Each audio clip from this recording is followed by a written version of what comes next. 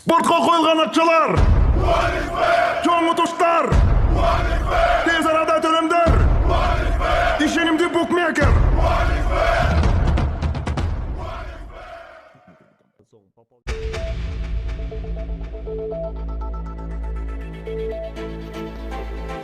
Баткендин базарында чак түштө бир адам бычакталып каза болду. Бүгүн 3 августта Баткен шаарынын Борбордук базарында бир адам бычакталып каза болду. Бул тууралуу аймактык кабарчыга күбөлөр билдиришти. Маалыматка караганда Баткен шаарынын тургуну Баткен шаарынын Кызылбел кварталынын жашоочусун бычактап салган. Ал алган жаракатынан улам каза болду. Учурда Баткен ОИБдин кызматкерлери окуя болгон жерде иликтөө иштерин жүргүзүп жатышат.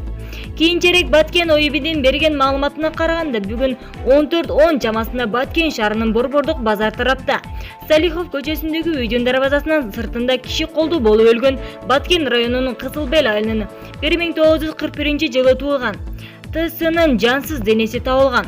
Кылмышка шектелип аталган үйдүн 1970-жылы туулган жашоочусу айын кармалды. Алдын ала маалыматтарга караганда каза болгон адам менен шектүү экөө тең мас абалда болгон. Алар көчөдө пикир келишпестиктен урушуп, кийин үйгө кирип кетишкен. Пикир келишпестиктен улам чыккан чардын аягы ТСнын өлүмү менен аяктады.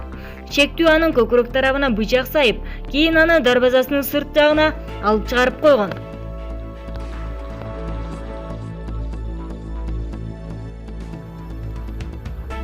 Жалал Абад шаарындагы эко паркта өрт чыгып, дарактар күйүп кетти.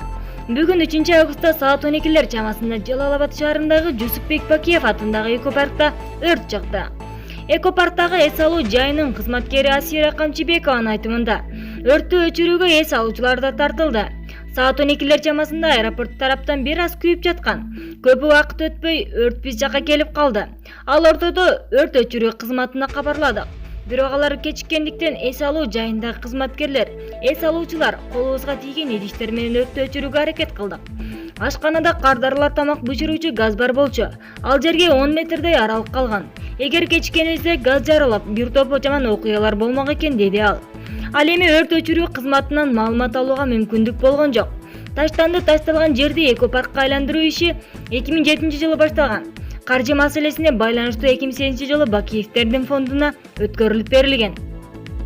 2010-жылы Курманбек Бакиевдин бийлиги кулагандан кийин парк Жалал Абад шаардык мэриясынын карамагына өткөн. Бирок 2016-жылы соттун чечими менен кайрадан мурда 49 жылдык мөөнөткө алган жайга берилген. Кезегинде Сейил Бакта Тяншан арчалары, Ак Карагай жана кымбат баалуу көчөттөр тигилген. Бирок 2017-жылы жылындагы өрттүн кесепетинен көптөгөн 700дөй көчөт куурап калган. Акыркы 3 жылдан бери эко паркта көктөндүрүү кайрадан күчүнө кирген болчу.